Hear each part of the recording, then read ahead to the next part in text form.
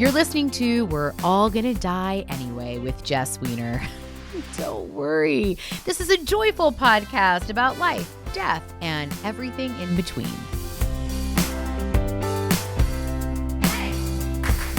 One of my core values in my life is being of service and paying it forward, giving it back. I've been a mentor for as long as I can remember because I remember growing up and having wonderful people in my life who supported me and loved me. But when I looked out in the world for people who might be doing the things that I wanted to do professionally, I didn't have a lot of role models or adult professional mentors that I could go to and talk things through with. So I just knew early on that it was important for me, if I ever had a chance to be able to pay it forward, that I would. And I have to say that it's probably one of the things I'm most proud of in my professional and personal life, that over the last 25, 26 years of my career as a social entrepreneur, I have made it a point to reach out and to help inspire, coach, guide, lead young people in their pursuits. And a lot of the people that I end up mentoring are young women at various stages of their schooling and career. Some of them are students of mine from high school or college. Some of them are folks that I meet along the way in the work that I do. But I always make sure that I make time to connect, because the truth about mentoring is that it really goes both ways. You give a lot and you get a tremendous amount back. And so the guest on today's show is somebody who I have known since she is 17 years old. She was this incredibly passionate, gonna eat the world teenager then, and I knew she was gonna trailblaze in her life. I've happened to stay connected to her and friends with her, watching her grow up to be this incredible, and still growing up to be this incredible human being. Today's guest is my friend and mentee, Berna Anat. What you're going to know and love about Berna is that she's done a lot of incredible work in the world. She's worked everywhere from 17 Magazine to Instagram.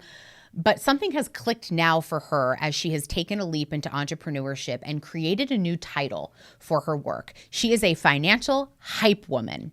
And what that means is that she goes out and she speaks and hosts workshops and creates videos all about financial literacy, and specifically focusing on financial literacy for people of color and women of color.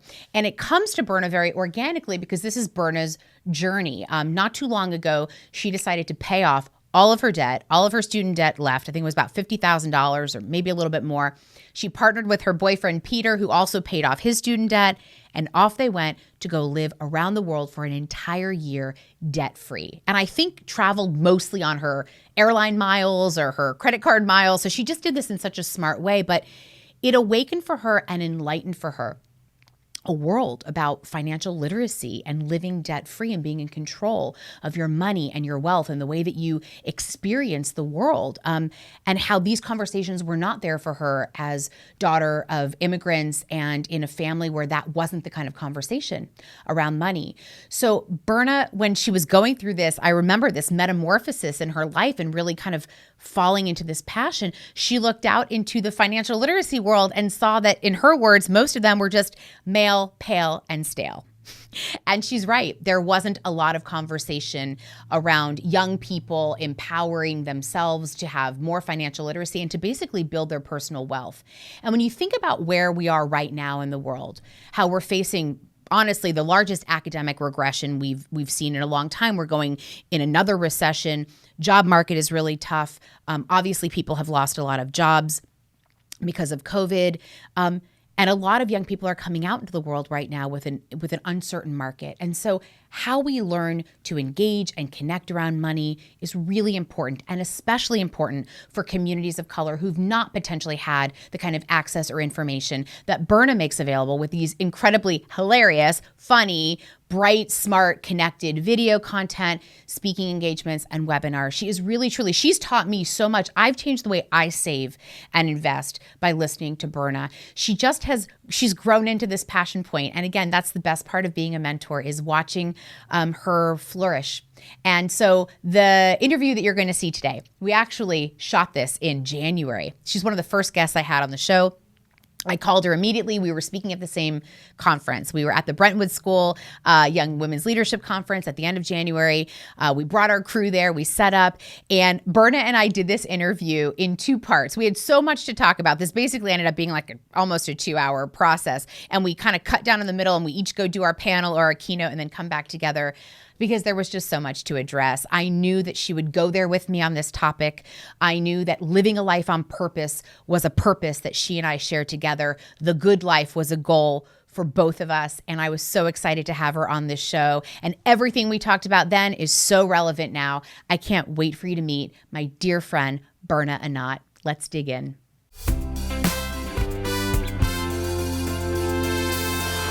Hello, Berna. Oh, hello, Jess. Hello, welcome to We're All Gonna Die Anyway. Favorite name of a podcast ever in Is life. it really? Because it's like this is my first go around with this name, Really? and I love it. Yeah. I love it. Well, it just like sets the tone immediately. Just like, you know what, we're right. Let's just get down. Like, let's just It's the go through truth. the fluff then, because we're gonna die. We all are born, we all die. Yep. That we have in common. Yes. But the stuff in the middle is what we make of our life. Exactly. Right. And it also kind of reminds me, like, if you're gonna die anyway, why aren't you going balls out? Boom! What That's what we're gonna talk right? about. So that's what it makes me feel like. I'm like, okay, well, we're not gonna mess around today. I love that. It's Well, we're never gonna mess around. First of all, I love you and I miss I you. love you and I miss you too. So I've known you since when you were like 17, 18. Yes. I'm always telling people forever that, like, that's crazy. you are my original fairy god mentor. I was but a wee Trojan in like 2008, yeah. 2007. And I had admired you, though, for so long because I saw that you had done columns in 17, and I was obsessed with working at 17. And so I knew you from before. Yeah. And I think that's how we got connected, maybe? We got connected through the organization you were a part of. You were doing fun videos, and I can't remember their names. Remember? Proud Girls. Proud Girls. Proud Girls, yes. And so in the girl world, right, it's pretty small, actually, when it Yes. comes down to it, like girl empowerment space. But we were kind of all OG back then. We were doing this. It wasn't really kind of as common as it is right now.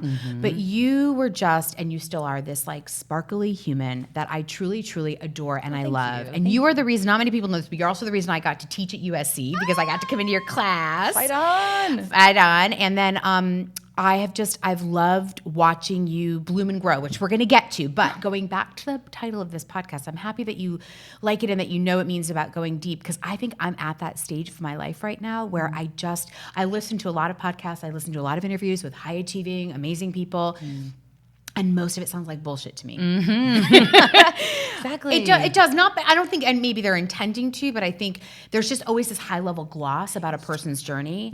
And I want to talk to people I know about going a little bit deeper, learning a little bit more about ourselves, loving a little bit more. And I'm so excited to do that with you. So I want to ask you first, because I don't think I know this, but do you know anything about your birth? Do you know anything about your birth story, or like how you were born, where you were born? Ooh. I'm like, when's the last time I Googled my natal birth chart? Let me think about this.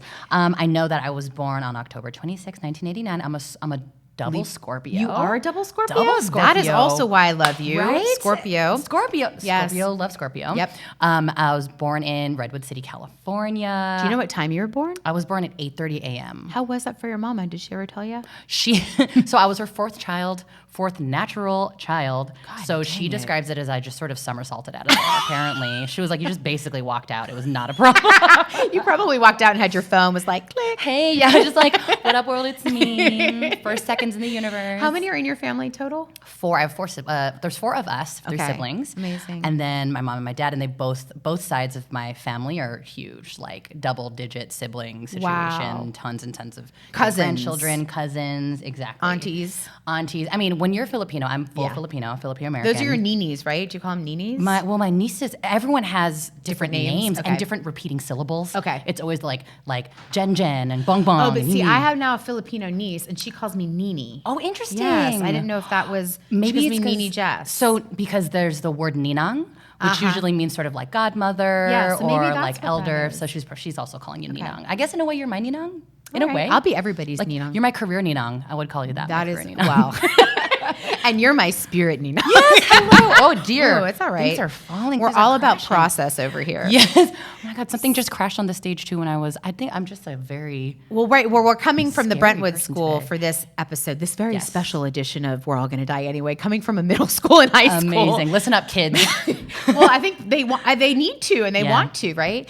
So when you think about your childhood, if you could describe it in 3 words, what would you say? Wow. Ooh, great question. Doo-doo-doo. Okay, I would describe my childhood, I would say lucky is one word. The second word, I would describe it as brown. I did a lot of brown things, hung out with a lot of brown people, but not just Filipino brown, lots of different kinds of brown. Shout out to being Brown. in the Bay Area, just lots of brownness there. I love it. And let's see. Ooh, I would also say like achievement. And I say achievement in like a yay achievement and also like, all right. Like maybe a pressure. Too much achievement. Oh. Exactly. That's interesting. Also, if we were doing a 3-word memoir, your memoir would be Lucky Brown Achievement. Lucky Brown Achievement. That sounds like a band name, first of all. Called it. Lucky Brown Achievement is my band name. Playing live tonight. Yeah, Lucky Brown Achievement. It's just no me. cover charge. It's just me on stage crying. Yeah. But that's interesting. Tell me about Lucky. Why Lucky?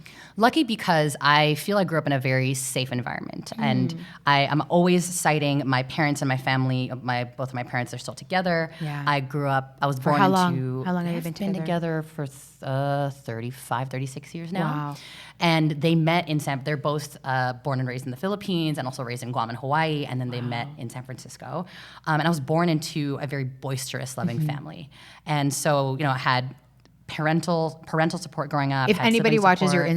Instagram stories from your home, Oh, they be knowing. yeah, They be knowing. I'm like obsessed with your dad. That's a whole another podcast. He's a fantastic, like I love both of my parents a Yeah, lot. they're I mean, our relationship is of course complicated like anyone's family, but I also am lucky to say that I feel safe with my parents. Yeah. I can identify with them and talk to them about and that things. makes you feel like that was a lucky childhood. Extremely lucky. I mean, the fact that I was able to, in college, go home for the summers and feel safe about it, or hang out at home on the weekends and evenings and feel safe about it. Yeah.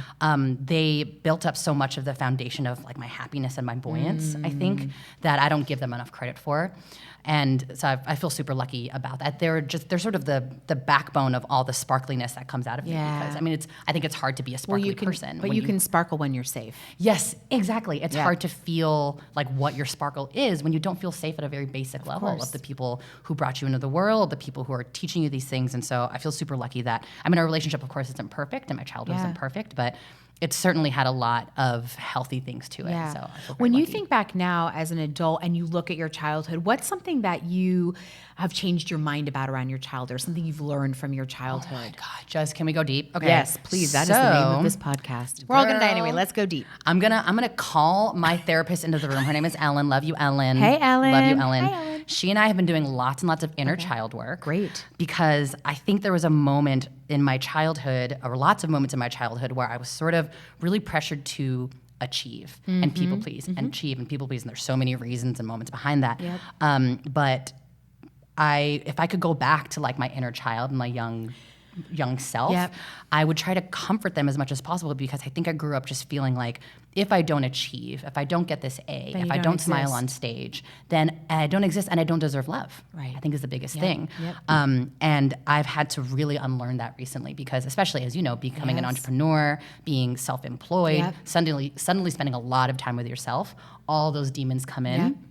And now my career is such that like the achievement is completely up to me. My paycheck's up to me. The success of my whole life is up to me. Yeah. And so all the sort of like people-pleasing demons, the you're not good enough demons, Yeah. the imposter syndrome demons, they're just like on 10. Is the work that you're describing the work of what they call the traumatized child? Or they, Yes. Yeah. Yes. So I do kind of want to go there, because I also do that similar work. And I don't think, you and I have never talked about that Yeah. before, but that belief, they talk about sort of like the adult adapted child, right? So when you have grown up believing that your achievement is your value, Yes. or that you have to be it and on all the time in order to be loved, it Yes. creates this sort of like mature, or could create kind of an overly mature and kind of, but a world-facing person, right? Somebody who derives that worth from the world. Yep, absolutely. And who always receive the signals that you need to be giving and giving and giving and Yes. giving of yourself, Yes. no matter how full or empty your cup is. Correct. And sacrificing for others. Yes, Yeah. exactly. Within my family, it's definitely like, and it's so funny because my partner Peter and I have been living with my family for the last year. Oh, I didn't know that. Yes, when we got back from our like whirlwind abroad Yes, trip, which we're going to talk about. Yes, so we were like, let's live with my family for a while, and we went with them. But he is even seeing like the sort of phenomenon that I've always felt since childhood of just like I am like my family's emotional like Yes. MC. disc jockey. Like if everyone's in the room, it's up to me to bring the mood up. It's up to me to MC the event. It's up to me to control everybody's emotions. And that was something happening to you when you were little too. Yes, yes. And in this sort of like deep inner child work, discovering like I felt that way since I can even remember that this is my responsibility. And that's a weight for a little person to feel. Absolutely. It's a weight. And it's one of the things where, you know, the very simple exercise of like, if you can go back to your inner child and, you know, say one thing to them or comfort them in some way, I think mine is definitely like, go sit down. It's okay. You don't have to hold the energy of the room. This is not your responsibility.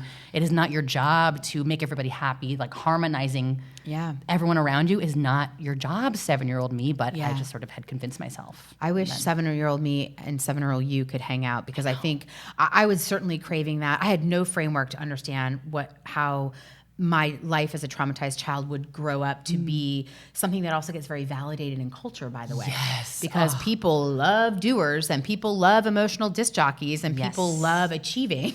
Exactly. And so you get fed by that. We value the very things that can be most painful for us as traumatized kids. Oh my God, snap, snap, snap. That's exactly it. You're validated over and over, even though it's hurting you. The world loves it. It awards it. Which as an adult can be very confusing. I think as a kid, it feels like it's been given to you. Like that just felt like my responsibility. Right. But as an adult, I've crafted an identity about that achieving and about that sacrificing and about that giving to the detriment of me. Yes, absolutely. Yeah. I mean, as a self-employed and entrepreneurial person, you are your commodity, right? Like the thing that you're selling and giving and your brain is your brand. Exactly. And then you're like pricing this very emotional, like complicated part of yourself, and you're trying to like negotiate the worth of your emotional disc jockiness to corporations, which really messes with your head.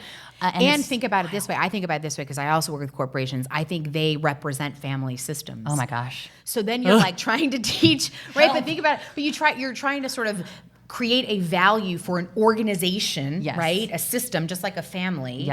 And you replicate your beliefs, right? So we underbid or we undercharge or we don't feel like we can ask for what we want. And we bleed. Yes, absolutely. Oh but, my God, I never thought of it that way. Ouch, Jess. I know. That's been my ouchie the last couple of years, which is why I'm embarking upon conversations like this with people that I really know and like and admire, because we've never even had this level of conversation. Yes. And I need it because I've certainly been your champion and I will always be your champion. But part of that too, by the way, was built into an identity for me where I felt like I had to do that all the time. For some people I don't love as much as you. Oh, right? I Like I have to give and be. And then nobody really ever said this. Actually, now that I say this out loud, nobody's ever said this, but my inferment of that was I'm then not allowed to seek. I am not allowed to be questioning. I am not allowed to be vulnerable. I'm not allowed to be curious.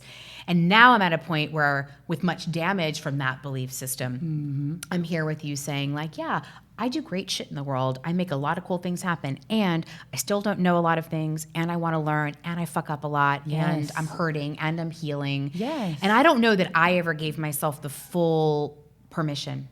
Yes, that's the word. That is like, again, I'm calling it Hello Ellen therapist. We are constantly talking about the words. We'll call Katrina too. Katrina's my therapist. What's Katrina up? Ellen B having coffee right now. What's up, Katrina and Ellen? You are in the room with us even though you're not in the room with us. Always. The words we're always talking about, me and Ellen, is permission and allowed. Those are like complete like millennial trigger words for me. Of like, what do I have? Do I have permission to rest? Do I have permission to not be Berna? Like, am I allowed to relax? Am I allowed to be introverted and just be part of the crowd? Yep. There have been so many experiences in the last year where I find this strange sort of relief, and I'm like, why do I feel weirdly at peace right now? Oh, it's because I'm kind of anonymous. Right. Oh, I get to sit back. Oh, I'm not the emotional disc jockey in the room, and I get to, and I'm like, this is what everyone else feels like all the time. Dang. Well, I think the goal too in therapy, as I understand it, when you're healing traumatized childhood, is to become a functional adult. And what you learn is that functional adult doesn't have to be on all the time. Totally. And that a functional adult can take care of themselves. But what I learned about the traumatized child, which I think was really powerful for me, was that the child by nature is emotional and has big feelings and is imperfect and flawed and learning and like all the things that I try desperately to conceal, right? Yep, exactly. Because you're not supposed to do that when you have to give. Like there can't be any room for that sort of vulnerability. Exactly. We weren't allowed to be anything other than what we were on stage. Correct. And you're on stage all the time. Like for me, it was like you're on stage in the home. You're on stage around the people that I feel the safest with. Love and luck and all the things aside, and I feel similarly about my family. Like this was a system in my family. This was what was impacted by the parents I grew up with.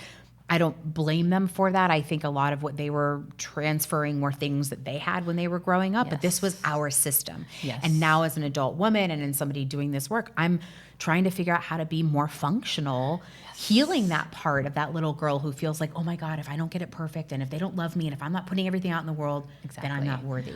Right. For me, it's been like, how do I build out time every day or certain times of the day where I get to hang out with my inner child and be like, what do you want to do? You want to just kick it?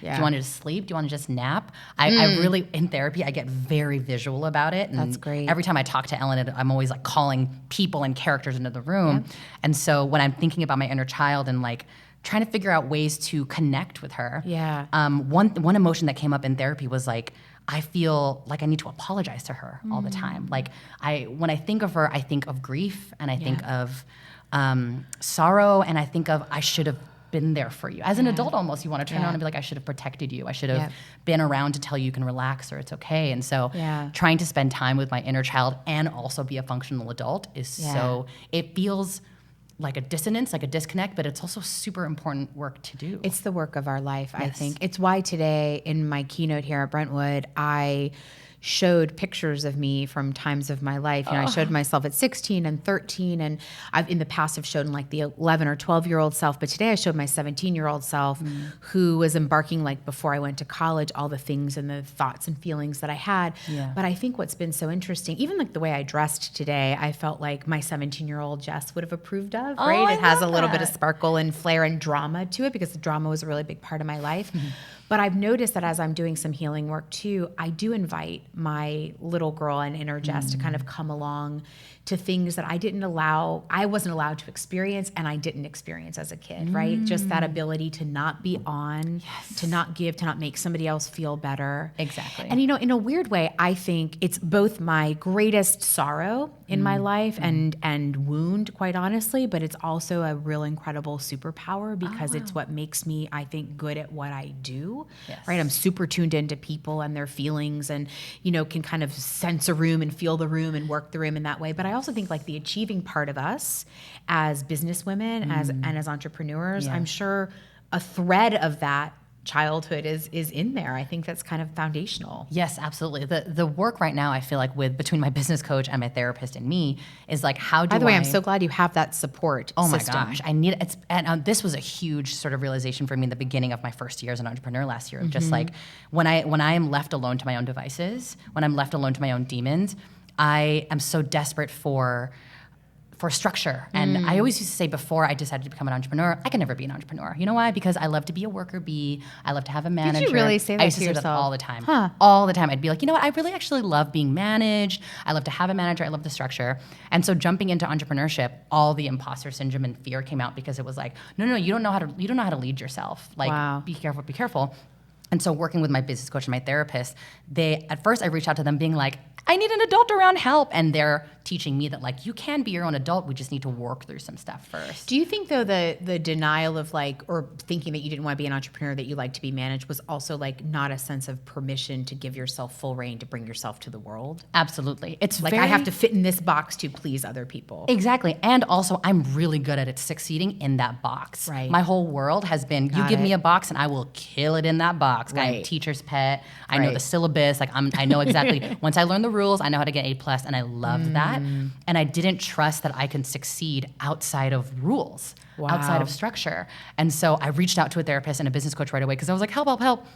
And thankfully, these are incredible women of color who are like, no. That's actually you got like patriarchy sniffing around there of just like you need someone else to be holding your hand.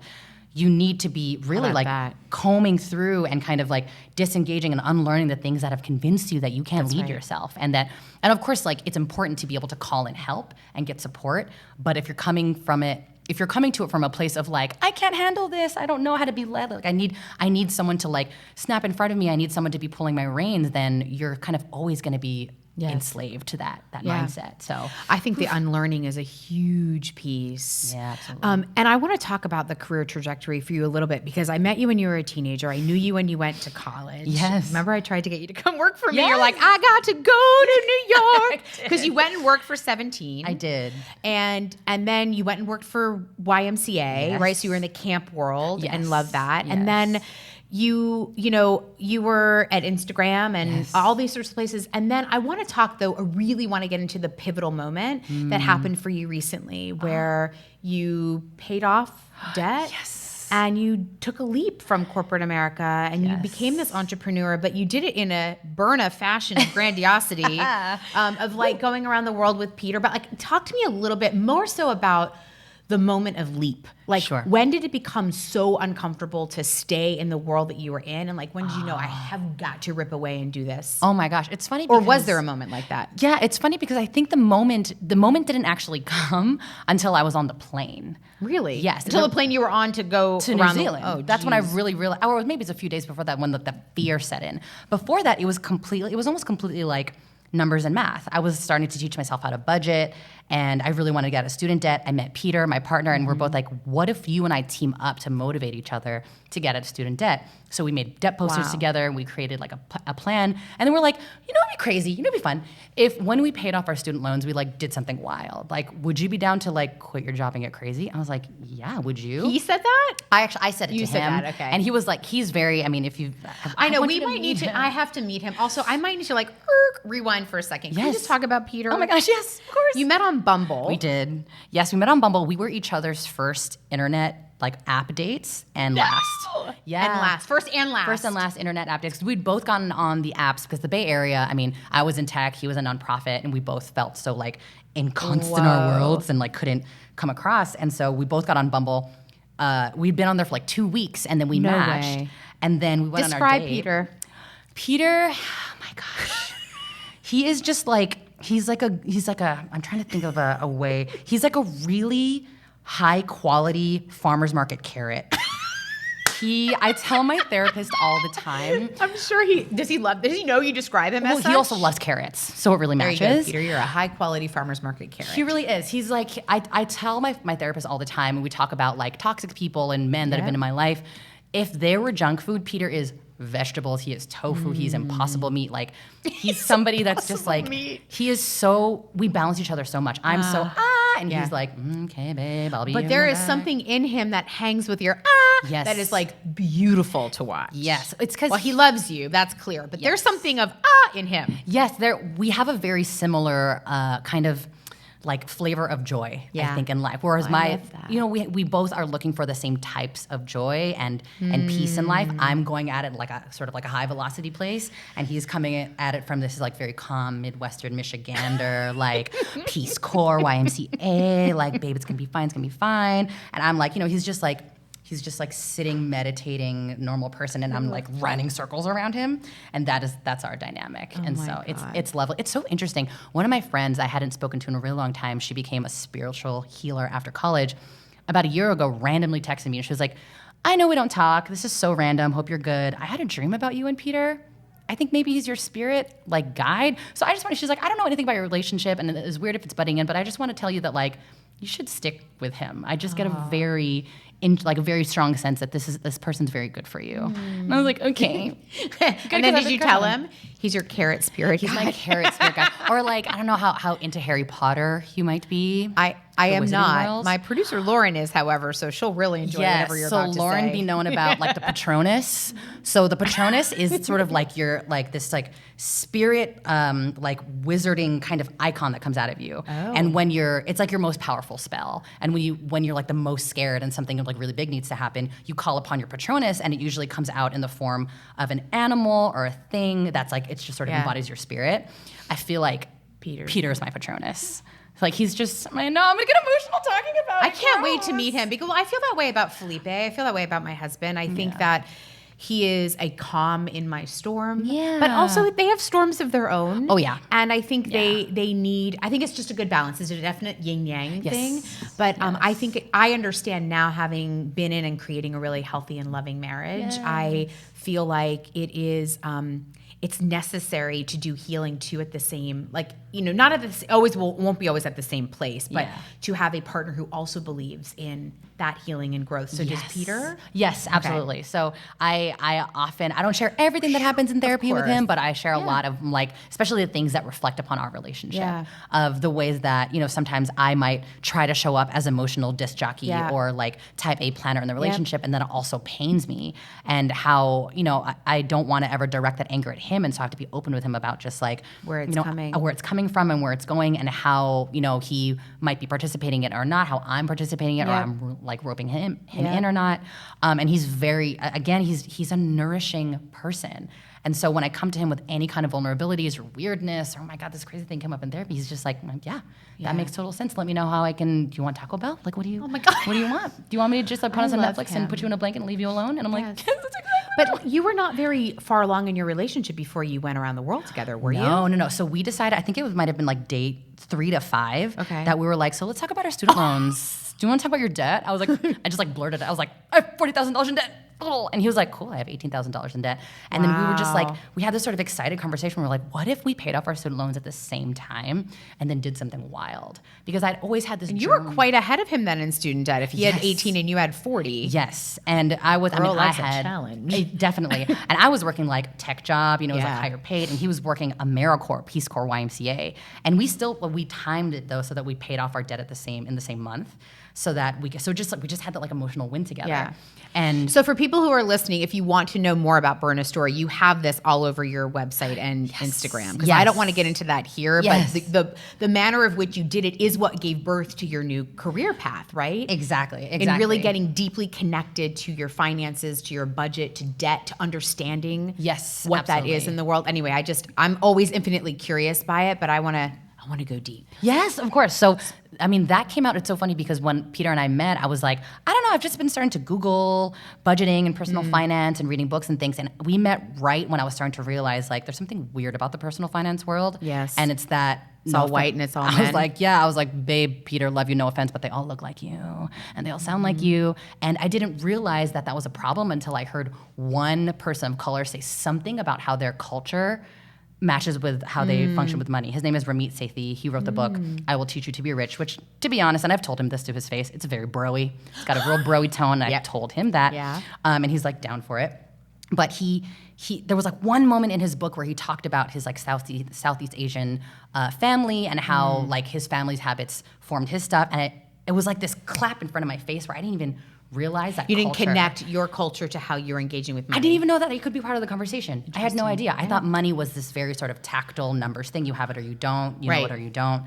And I hadn't realized that culture and your upbringing and your emotions around it, like they dictate everything about how you feel about money and how you function with money. And so it was just this like whap moment in the face. And then I looked around and realized like all the voices that I'm taking in about money, I could not relate to them at all.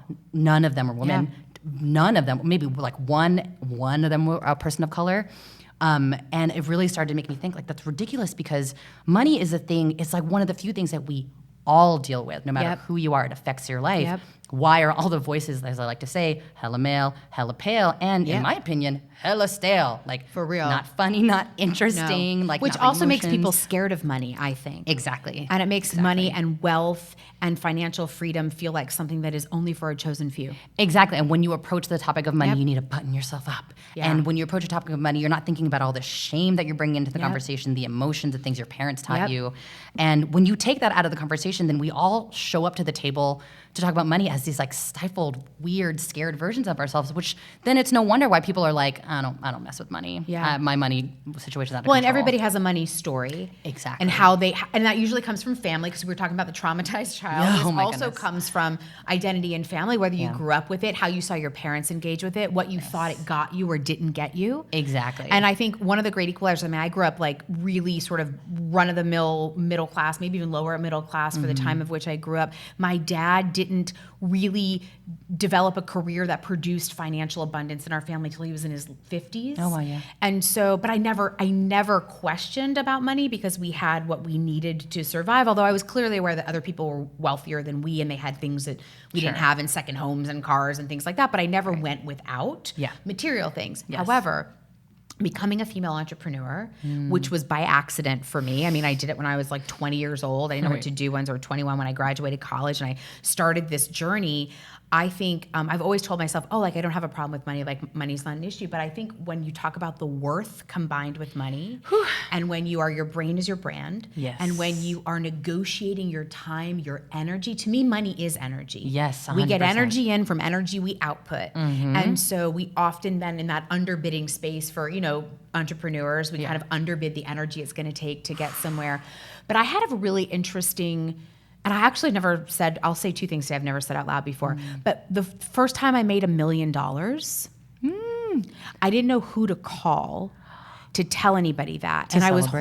I was horribly ashamed, actually. Really? It really stole my joy. And I know it's going to sound like, wah, wah, too bad. But and this is the voice that I say in my head, right? Yes. It's like, nobody's going to give a shit. Sure. But it was such a fucking achievement. Like, Yes. it was never a goal. Right. I never saw it. Yeah. My parents never had that. And the first time I had that, Wow. I was like, who do I tell? And why does it feel so weird? And what do I do? And also, by the way, nothing's changed. Nothing. Nothing's changed. Like, all of a sudden I didn't become like a 6-foot supermodel. Yes, like my exactly. problems didn't go away. Yes. I just had more zeros in my bank account. Right. And that was also like another moment where like, wait, what? I Right. mean, and that was never like a goal, but when I hit a goal that I thought the world would Reward care you about for. and reward, I felt really conflicted by it. And I felt like I'm Wow. not supposed to tell people that I'm proud of it. I'm not supposed to celebrate it. So I'm just so drawn to the work that you're doing, because to me, you're breaking down all of the silos around wealth and our relationship to wealth, but also Exactly. our relationship to ourselves. I fucking worked hard for that money. Yes, exactly. Like, in a perfect world, if you didn't have emotions attached to your money that go all the way back into your childhood, you'd be like, $1 million, this is awesome, I'm gonna celebrate, I'm not gonna feel weird or braggy or forced to be humble about it. Yeah. But because you had so many conflicting emotions, I mean, you could just work backwards from there of all the kind of messed up, crazy, backwards things that we bring to the table. Earning $1 million should have been a celebration. But it just shows all the emotional baggage that we bring to it. And then exactly what you said, when we're negotiating our worth, when we're attaching our emotions about money to, and letting other people dictate what they think you are worth, it's never just a numbers game. It always gets to the heart. And for somebody like me, who we were talking about the inner child work, my inner child is always trying to people please, always trying to go above and beyond. Like you said, the way to go above and beyond is to be like, I'm not worth that much. Right. I'm actually cheap for you. I want you to like me. So Well, my experience was overwork. I was able then, once I had that, was sort of I have to keep working to keep it, and I just have to keep saying yes, and I have to keep expanding and expanding and expanding. Yeah. And I feel like we're going to need a 3-part series for this conversation, because I know we're at Brentwood currently, and we both have workshops to do. But I wanted to kind of transition into 2 other talking areas, which was, the podcast is called We're All Gonna Die Anyway, because that is the truth, and we are. But money and death is a really interesting thing, because as far as I know, unless you're an Egyptian tut or whatever in the tomb, you're not taking your money with you. Oh, no. And I want to get into that another time. We should probably talk about sort of wealth and legacy and how people think about money in the future. But the title of the podcast gives me this urgency to think about living and this urgency to think about my relationship to money and doing less, and having more by doing less. And so, just because I make great money and I now have a successful business doesn't mean I didn't get into debt. Totally. I got into debt. Yes. And last December, or this past December, my husband and I paid off that debt. Jess. So we, at some point, because we got cameras around, we have to do a money dance, because you do these money dances when people deposit their monies on Fridays into their bank account, which I do. Yes. I also name my bank accounts, which you advocate for. Them. Yep. Yes, so I have Money Consciousness as my checking account. Oh, beautiful. And we have a savings account of love that pays for our vacations. I do the words that kind of describe the aspiration of how I want to spend that money. Yes. But we sat down and paid off a shit ton of debt. That's huge. It was huge. And at that moment, and we also talked about how not to get into that again, how to navigate a different relationship with money and you with and Felipe things. talked about this. Oh, you yeah. just some goals. My God.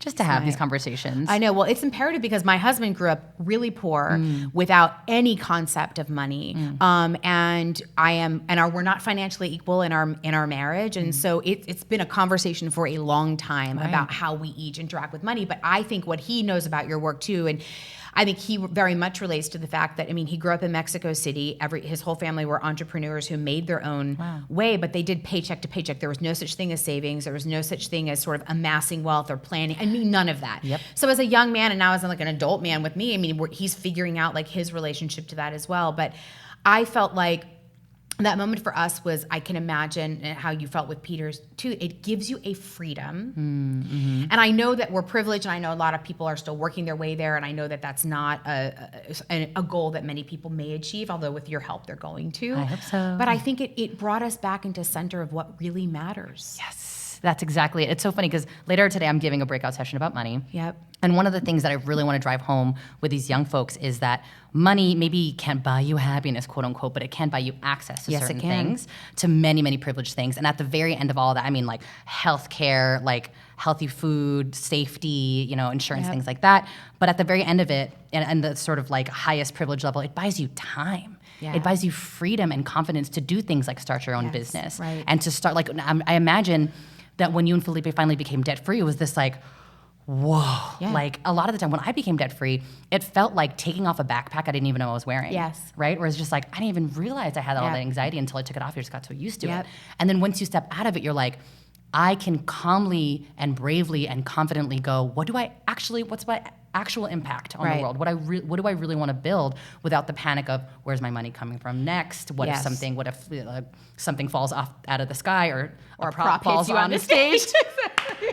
Well, I think about the greatest gift my dad ever gave me that I don't even think I realized he gave me was he sent me to a school that he could afford to pay for. That was my choice around college. He said, you can go take out a loan, or you can go to a school that's within my budget range, right? And then you'll graduate without debt. Now, I didn't even know what that meant. But when people ask me now, how did I become an entrepreneur at 21? It was because I didn't have to go take a job or go into a career space in order to pay bills. And I had no knowledge or awareness of that at the time. Right. But I'm very candid about that. Like that one choice set me up in a certain direction in my life that many people don't have a chance to do or a choice to do. Yeah. And now I feel very powerfully about sort of advocating for more of this free conversation around worth and value and time and money. Exactly. Because those are all mixed together, which you are doing so beautifully. So will you promise me a part 2 to this conversation? Because I don't feel nearly done. There's so much more to say about all the things, but I also feel like this was a therapy session for me too. This is like its own like emotional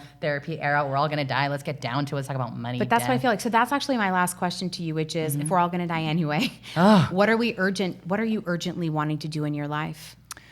If we're all going to die anyway. Which we are, by the way. Which it's not really not a question. Are, exactly. Very few facts of life that like are true across the board. That's probably the final one. Right. That's the biggest one.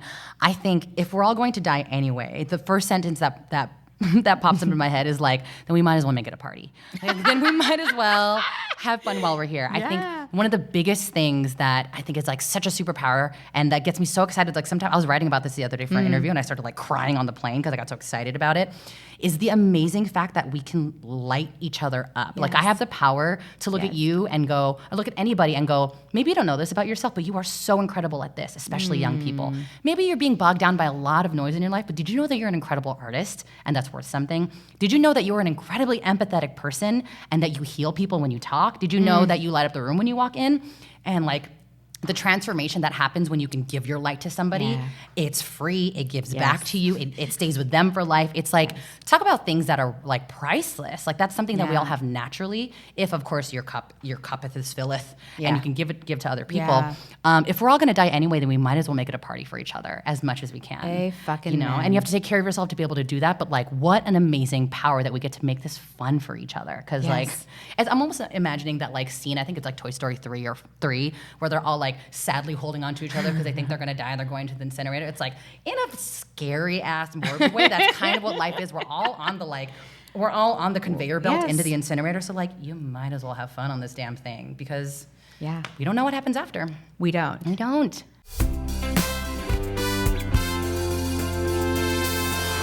So this is my part 2 with you. Here we are. I grabbed you back in for another one because on We're All Gonna Die Anyway, we have an ongoing conversation. I love the name. Do you love it? Please keep it, yes. Oh, I'm going to keep it for good. sure. And actually, today's been a really great test of just seeing how deep people actually really have a desire to go. So when we were talking in our prior conversation, we didn't get as much into the journey, the pivot for you from kind of corporate job, because you were at Instagram, to meeting Peter, to talking about student debt, and then deciding let's pay it off and travel around the world. Will you paint that picture like a little bit? And more so, I think I was asking about kind of like the leap, and I want to know about like what that felt like to make a very unorthodox decision. I mean, a lot of people would kill to have a job at Instagram. Yes. So absolutely. what goes through your mind as you're like, I'm going to literally take a left turn and do something else? Oh my gosh. I do have to say that like that, the fear and the, oh my gosh, what am I doing, honestly didn't come down until maybe 3 or 4 days before the flight to New Zealand. Okay. And New Zealand's where you all started on your world. Yes. Okay. A big thing, like the thing that we wanted to accomplish was we pay off our debt together, we quit our jobs together, and we book a one-way ticket somewhere we've both never been before. And so after booking that ticket to New Zealand, which was, by the way, like months before we actually quit our jobs, we didn't make any other plans. We were just like, let's just show up in Auckland and get wild. And we ended up traveling for 10 months straight through New Zealand and all through Asia. But I remember that the fear and the can I swear? Yeah, dude. The fear and the holy shit balls, what am I doing? Didn't come until around 5 days before. And even like, so in the months and like literal years that we were working on our debt together, I think I was just more excited. How long did it take you? It took me about 2.5 years. Okay. Yes, and this was from the moment that I decided like student debt is now the thing. Before that, I was working on getting my credit card debt down, which I did, and then building an emergency fund, which I did, and then it was taking down the student loan debt, and then after student loan debt, it was building our travel savings Where as well. did that first come from? The pay down your credit card, get an emergency fund? What was the genesis of that? That was all, thankfully, I mean, I like to always harp that like the personal finance world is hella male, hella pale, hella stale, but it's not like they have bad financial advice. So I learned a lot of the principles from dudes in the personal finance world, because it's honestly the personal finance world, it's a lot of the same information, just regurgitated in different ways. And also for me, like leaving out the culture and the emotion of it, which we can get into later. But I learned a lot about like prioritizing your debt, not going going at it all at once. And, you know, the sort of overall fact that credit card debt is your most expensive debt because interest rates are so high. So if you have credit card debt, that's the kind you want to get rid of first. And then if I could go back in time, actually, I would save up an emergency savings first, because credit card debt will be debt and it will sit there, but life does not give a shit what happens to you. Not at all. It is not on your time, not on your calendar, so life always happens at whatever time. But I did emergency savings.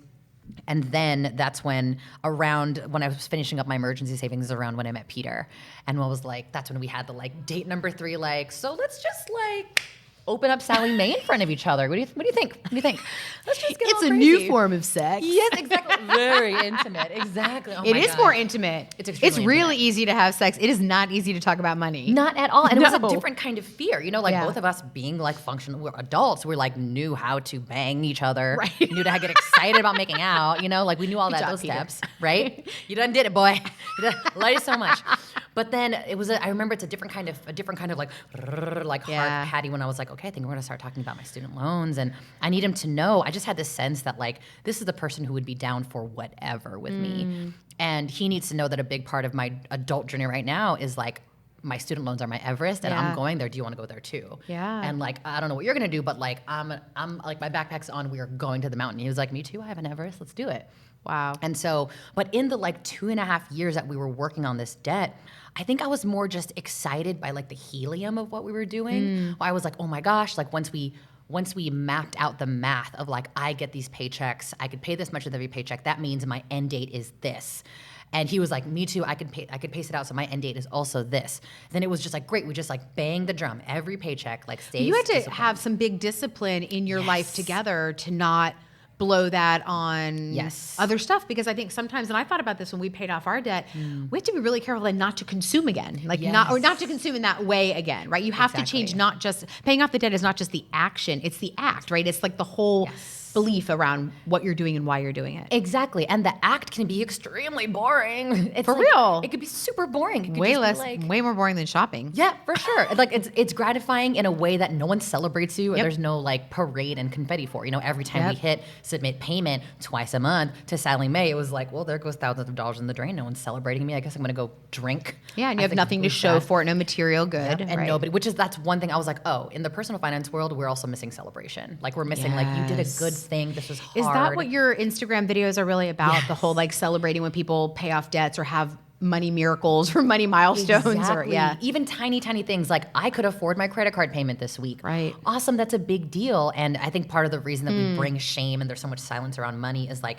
not only are we not talking about the bad things, but the good things are just sort of like, well, you're a functional human, good for you. I know. You're not being celebrated for these very difficult and emotional things. Right. And so while Peter and I were doing this sort of like debt payoff, like banging the drum, being consistent, we had to be very disciplined.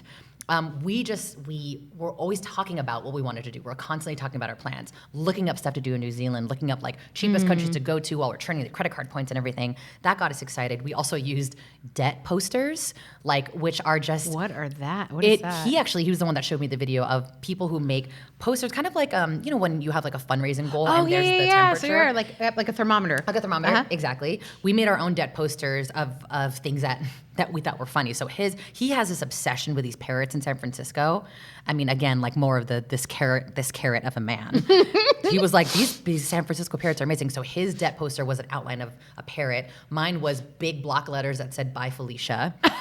And every time we paid off a little bit of our debt, we would color them in together. And it would become a thing. Like I'd come home from work and he's like, I did a payment. Can you come with me to color in my thing? And I'm like, oh my God, me too. You know what? I'm gonna do it too. So together we'd be like, la la la la la. But this is also such a big metaphor for like healthy relationships. Yes. You had a shared vision. You made a mutual goal. Exactly. You supported each other in that vision. Yes. I mean, most relationships don't even have that element, let alone that you were doing it for money and paying off your debts and that kind of stuff. Yes. So you learned a lot about love during that time. I mean, even in the first conversation where I was like, I'm going to tell you about my student debt now, and the way that he received it. And he was like, yeah, me too. Like, totally fine. And do you want to go on an adventure to maybe pay this off? Yeah, sure. I was like, oh, wow. That was all in one space. conversation? Yes. It was he's your person. It was in a pizza place in the Mission. I very, very, very much remember it. And I remember, I remember thinking like, this is a safe space. Yeah. And if I can get this like financially naked with this person, then I feel, that's like some of the shadowiest parts of my life for sure, of just like the debt and all the shame that I'm It's harboring. also probably one of the number one reasons for divorce and marriages and relationships ending outside of infidelity would be financial issues. Exactly. So to come clean about something like that and so early on in a relationship felt so safe. How did he understand, or how does he understand or try to understand the cultural impact if he comes from a very different background than you? Yes. How has he been around that part of your discovery in your life? Oh my gosh, very interesting because we lived actually with my family for a year before we went to New Zealand. Okay. We paid rent with my family, but of course it was not San Francisco market rent. And we made this decision because immigrant family, the whole time I was living in San Francisco in my own apartment, they were like, you're being an idiot, come home. And I was like, I'm an adult. Right. I've been living on my own for 10 years. Let me live. And then once Peter and I were like, okay, we need to get serious about paying down our debt. What are our biggest expenses? Rent. And we looked at each other like, I guess we could live with my family because I have the privilege of that option, and going home to my family does feel safe and good. Yeah. I was like, this is a huge door for us. It's going to save us a lot of money. And so we lived with my family for a year before we left, and after we came back from our trip, we've been living with my family again. He has seen so much of my family dynamic between me and my parents, and he's just like all the time just being like, oh, that's why you're that way. Oh, that's why you feel obligated to do this. Yeah. Like I'll tell him about, needing to be the emotional DJ at a family party or something like that. And he's like, no, why don't you just go upstairs, take a nap? Like people just kind of knock out on the corner, people leave all the time. And I'm like, no, you don't understand, I can't. He's like, I think you can. And now he's been through a couple of Christmases and holidays, and he's like, I get it. Yeah. There is an expectation around you. I do see it, I feel it. And he's been actually, I was just texting with him because he knows that I'm running on like very little sleep, and it's been a very extroverted day. We're supposed to meet up with my family for lunch tomorrow, and he texted the family without me saying, he was like, Berna's gonna be really, really tired tomorrow. Can we push lunch back an hour? Like I just feel like she's gonna be super sleepy and whatever. And I was like, that's your partner though. My person.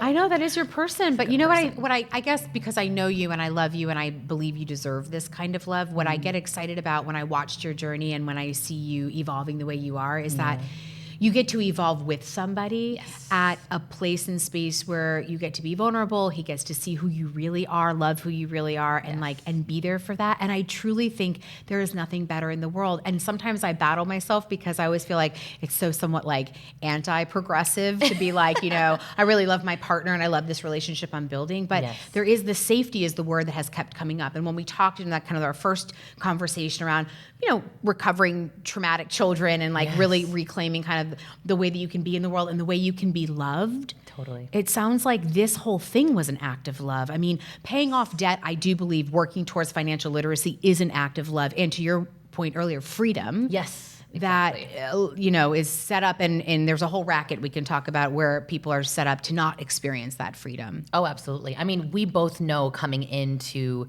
the debt reduction space and becoming debt free that we were both riding giant waves of privilege for sure. He also comes from a family, his parents are still together. They're super Midwest, super loving. Do they love you? Yes, we all love each other very much. His dad is extremely emotional in a loving way, which I think has really fostered this very emotionally available human, which is lovely. And it's been, sometimes we look back on what we've done, paid off debt together, traveled for 10 months together and didn't break up, and had very minimal fight. And you lived in close quarters, if I remember watching, because I watched everything. I was so excited for you. But you were in some tiny spaces. Yeah, we lived out of the back of a Honda Accord hatchback for 3 months in New Zealand. We're just on top of each other constantly. And the funny thing is, we look back at the last year of me being an entrepreneur and the year before that traveling, and people are like, I can't believe you and Peter lasted 10 months traveling, literally backpacking through Asia together. And honestly, that felt easier than the past year has been for me. Really? Yeah, Why? Absolutely. Because with Peter, I think there was this ease and I keep saying safety, where even if we are butting heads, even if we are needing space, we have cultivated this relationship in which I can say, you're irritating me, I need space from you, not because I don't love you, I just need this. It's easy to say our needs and everything and develop that together. I almost imagine us traveling in a bubble all throughout the year and just being we were each other's safe space too, because everything was so different all the time. So it was we were each other's home. And this past year has been more about me battling my own inner demons because I'm an entrepreneur now. I'm now shifting so much of what I told myself and what I'm unlearning so much. I'm getting deep into therapy for the first time in a really long time. So mentally, the past year has definitely been more difficult. I think Peter would also agree. Yeah. So what does it look like now that you're home from this epic travel? And again, people who are listening, watching, you chronicled it, which was a gift for us all, because look, even for me, there were things that I watched you do that gave me ideas about how I could travel, how I could, be in the world. And I loved what you guys did, which was you went to very off-beaten paths in places. So that was for a long time. And you stayed for a long time. So you did slow travel. Yes. And you did, I think, economical experiences because you weren't also in major tourist cities, right? Yes. Oh my gosh, we had so much fun doing work away and woofing. So basically it's working on. That was so crazy. The woofing it's willing workers on organic farms. And you basically work on organic farms in New Zealand, through parts of Asia, and you trade your work hours for room and board. So we stayed with amazing, incredible, ridiculous families all throughout New Zealand, work for a few hours on whatever organic farming thing they need us to do, and then we eat with their family, we sit with their family, we go out, we have conversations out in BF nowhere, remote, about mountain kind of situations. It was just perfect for Peter because he's an organic carrot. He is organic cotton in a person. He is literally he is a farmer's market. And so this is all very much his aesthetic, and he's super minimal. But your families you stayed with got attached to you. You got attached to them. God, yes. It was, but I think that's what I'm saying is that's what was inspiring to me. You weren't on Phuket Beach and or wherever. Exactly. I don't know, is that a real thing? Phuket is a place. Does Phuket have a beach? I've never been. There are beaches on Phuket, but we don't go. You. All right. Yeah. Never mind. But you weren't on sort of a public touristy beach, doing all the things we've seen. You weren't doing this for the gram. No. You were doing this in such a way that I found to be so inspiring because it was really about connecting to people and to yourselves. Exactly. So I imagine that is a bubble. And then you come back, and did you know exactly how you wanted to pivot back into the debt wealth world? What happened? Oh my gosh, happened? Not at all. So while we were traveling, I was trying to make videos in different places about debt, just really simple tutorial videos. And I figured that this is something I might be able to dive into when I got back. But I also had always been holding kind of one shoulder backpack of I might go back to Instagram. I might go back to Facebook. I mean, like you said, who leaves a job at Facebook? The pay was fantastic. The benefits are fantastic. More than that, my mom was I can't brag about you being an entrepreneur. I could brag about you working at 17. I could brag about you working at Instagram. So why wouldn't you go back? And I was okay. Enter the therapy about being the emotional DJ, right? Emotional DJ. And it was we got back at the end of November of 2018. And I remember sitting in a library in December 2019 because I was still trying to figure out my life. Peter was going on job interviews. He wanted to go back to the YMCA where he was before. And I was sitting in like a study corral in my local library because I didn't want to pay for a co-working space. So I was like, I'm broke. I just spent so much money abroad. And one of my favorite travel bloggers ever, her name is Gloria Atanmo, Glow Graphics, the blog abroad. She was offering this trip to folks that she knew, and it was like a sort of business retreat in Zanzibar where she's like, I'm going to teach you all the ways that I've become a creator, all my business secrets. And if there's any internet creator who's like business model as a video creator and a social media poster, like I really, really admire is definitely Gloria. And she offered like, okay, I'm opening this small space up to these small group of people. You're one of them. Do you want to go to Zanzibar with me in May for this business retreat? And I was like, May? I don't know where I'm going to be next week. Like, am I going to go job interviewing? I don't know. Yeah. But I remember sitting there and she was like, oh, just like, she's kind of like WhatsApping me. She's like, just letting you know, like the spots are starting to sell out. I have 3 spots left. I really hope you can join. And then I was like, fuck it.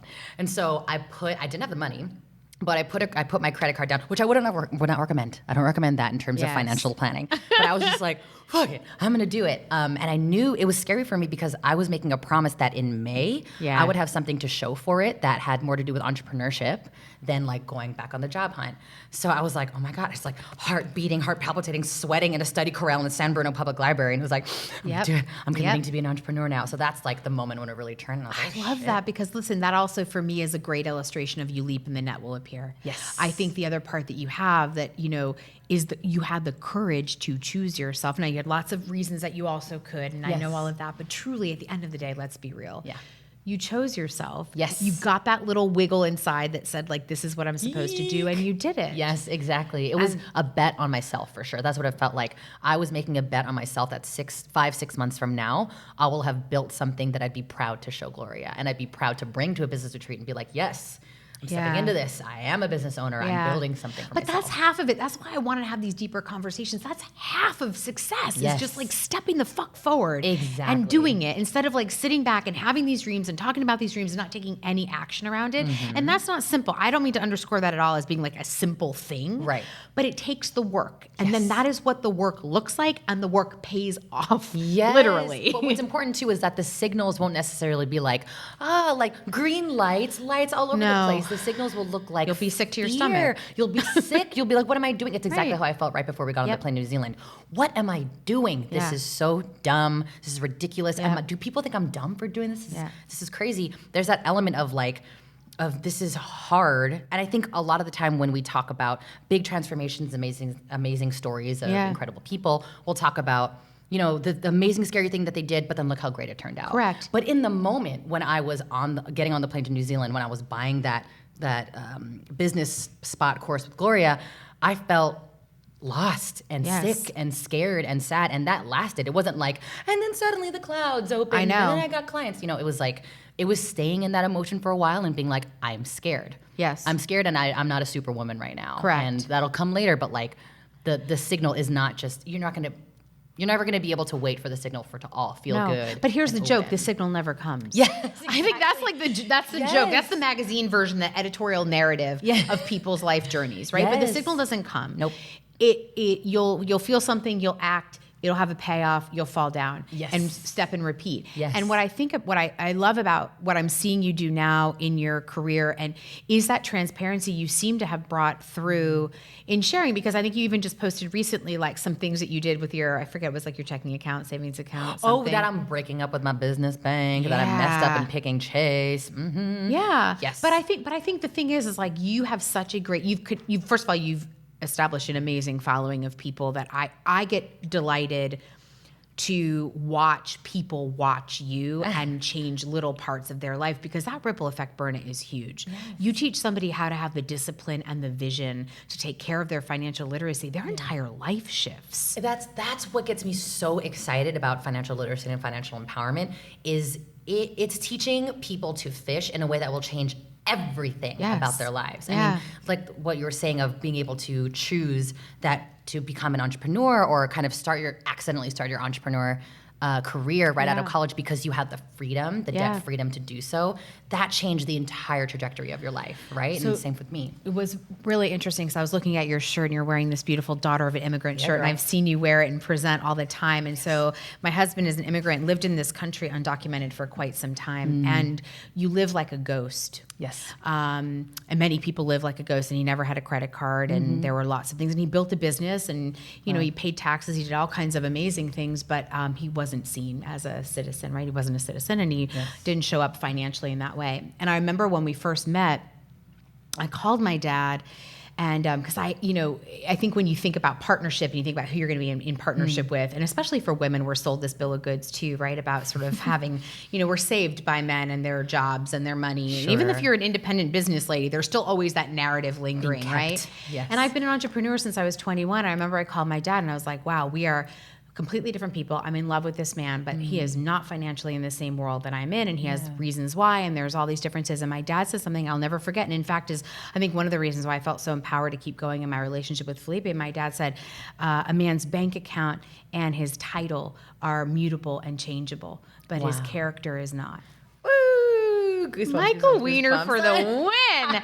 But I remember him saying, because he also didn't come from money and then had money and has had and lost money and had money again. Right. And so I think he also understood that, like, and what he said to me, which was so interesting, was I'm less concerned about him not being in a financial equal versus coming to you with $400,000 of school debt or other debt, where you then get saddled. And I remember having this really interesting conversation with him about thinking about who we are and money not defining that, not defining your worth as a person, not defining your ability to be deserving and worthy in the world. And my husband knew of that conversation, and I think for him it was also permission for him to step in and to kind of own that space a little differently for him, think about his life story differently. And of course he's changed his whole life in the time that we've been together in his status, but that was such a not even a conversation for him, especially as an immigrant. That was was never going to be on the table for him, that he would be sort of financially solvent. Exactly. I mean, he had to fight 3 times the battle as the rest of us, right? To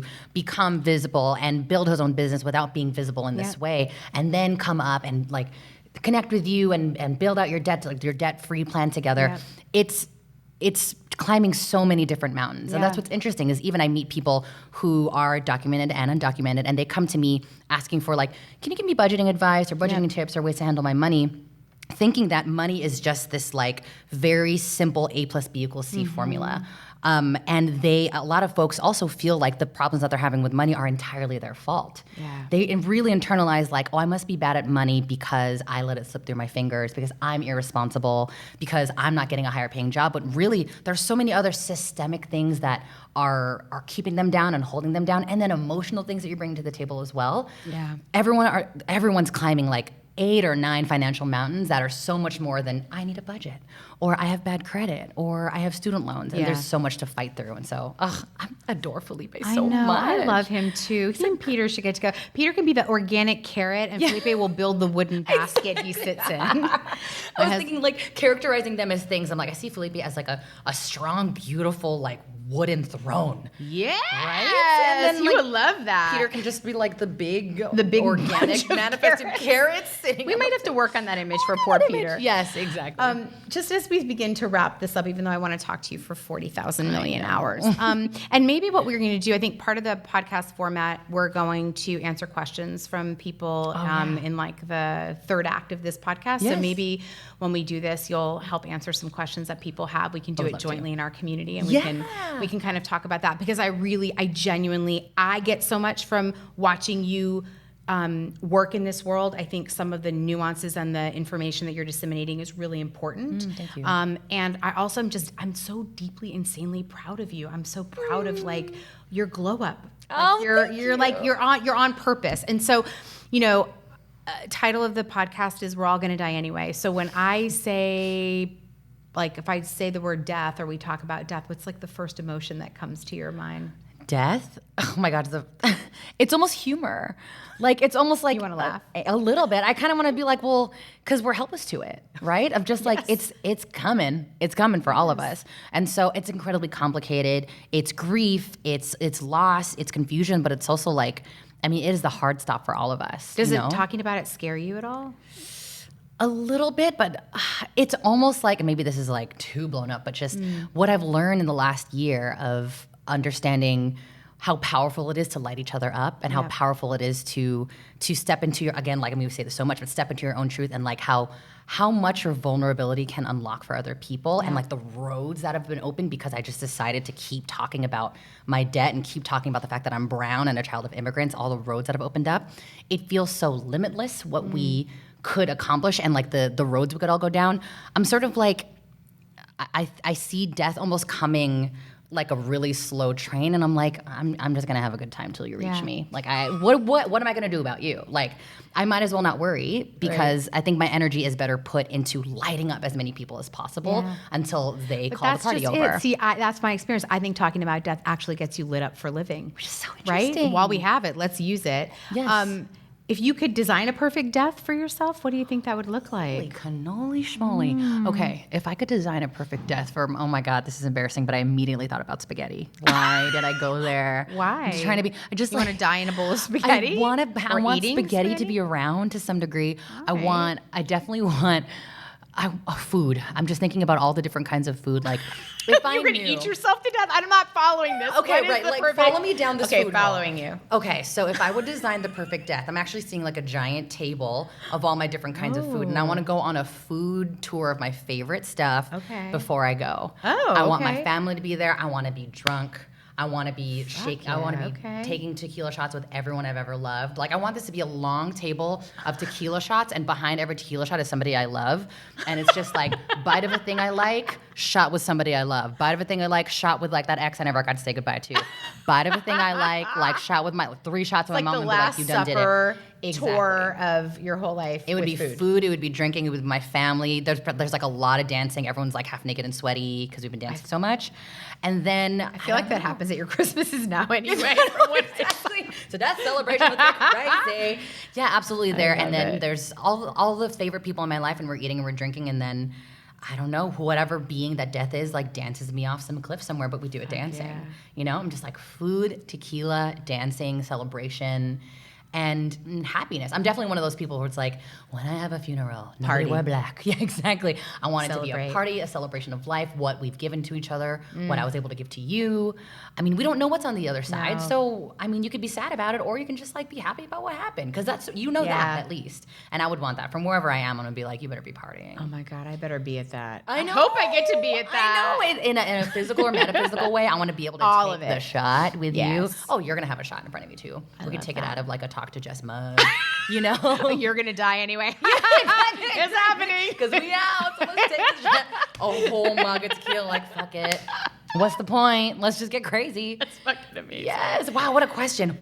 Woo. Felt that one. Wow. Felt it. I was like, thank you. Thank you for going there. Thank you for just jumping in. And also thank you for bringing joy to life and to money things. And I genuinely, I cannot express enough, like, people have to not just follow you, but I think work with you and bring you in to help change institutions. I see big things for you. Whatever you want, I'm supportive of you for, but I'm really, I'm grateful that you have found a click in and unlock to, like, yes, absolutely. Not just a passion, but a purpose, sweetheart. Exactly. Yeah. That's the nicest thing. I think I've never really been so passionate, so purpose-driven in my life. I think I've been really passionate about pleasing people and doing a good job and getting a gold star and being a teacher's pet. And this time now I have the purpose to drive everything else. I think the problem I have right now is I'm like a golden retriever puppy. I want to do 80,000 things at once. And that's where my therapist and my business coach are like, shh, you're also a human mammal. Yeah. You gotta bring it down a little bit. Yeah. But I'm so excited for where it all goes. And I mean, Jess,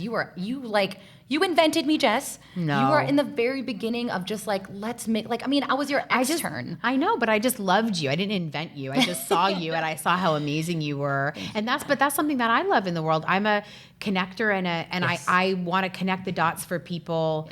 Yes. In some ways because they weren't connected for me, and I feel like that's missing, right? And I have a theory of abundance, but you also were just always this delicious human mammal that was like doing sparkly great things. And so it's my pleasure to stand there, and I can't wait to do a tequila shot, whether we're dead or alive. Yes, exactly. I wish we had some right now, but we don't. Right now we just have an elephant and a candle. It up. That could fit and some a crystal. Tequila. We could get some tequila. Wow, interesting. This has been so wonderful. I feel like I'm also watching you. I mean, I've watched you bloom 1,000 times over and bloom again. And so I'm so happy to be part of this giant bloom in your life. I know. I can't wait to see We're where going it goes. deep. We're going deep. It's scary. Yes, but fun though. Exhilarating. Exhilarating, I fun. think, is the word of like the last year of my life. Scary, but fun. It's fun doing life with you. I love you. I love you too. Thank you.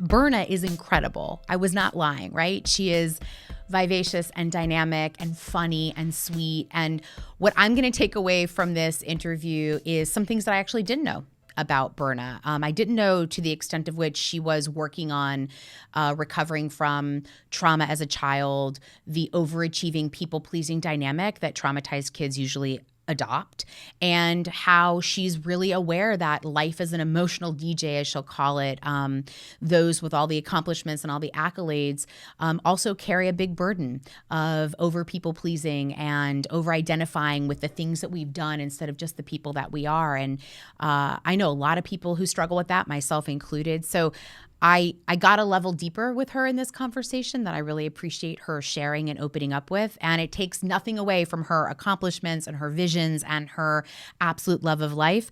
I think the thing I'll take away a lot too was her vision of a perfect death and that long line of family members and friends that she loves and tequila shots all lined up and people sweaty and dancing. And what an incredible way to potentially go out. But I'm just all in for her, man. I'm a super fan, and I'm always grateful to be able to share those people that I love with you. Thank you, as always, for going on this ride with me.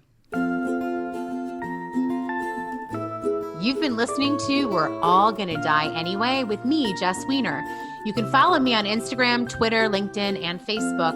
And you can also watch this podcast by checking out my YouTube channel for filmed episodes, behind-the-scenes footage, and all other kinds of amazing video goodies. And of course, you can always visit me at jessweiner.com.